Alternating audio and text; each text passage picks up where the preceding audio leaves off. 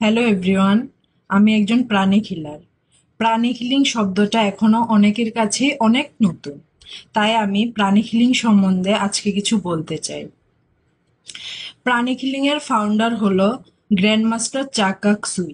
উনি ছিলেন একজন চাইনিজ, আর উনি ছিলেন বুদ্ধ ধর্মাবলম্বী।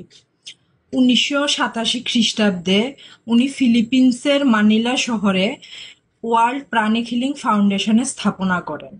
তারপর ধীরে ধীরে বিশ্বের 120টি দেশে এই প্রাণী হিলিং ছড়িয়ে পড়ে। 1990 সালে ভারতে মাত্র 6 জন হিলারকে নিয়ে ব্যাঙ্গালোর শহরে এর স্থাপনা করা হয়। তারপর আস্তে আস্তে সারা ভারতবর্ষে এটি ছড়িয়ে পড়ে। এখন ভারতে প্রাণী হিলারের সংখ্যা 6 লক্ষেরও বেশি, যার মধ্যে থেকে আমিও একজন প্রফেশনাল সার্টিফাইড প্রাণী হিলার। ভারতের সার্টিফাইড প্রাণী হিলিং এর সংগঠনটির নাম জিএমসিকেএস লাইট ওয়ার্ক সেন্টার। নমস্কার।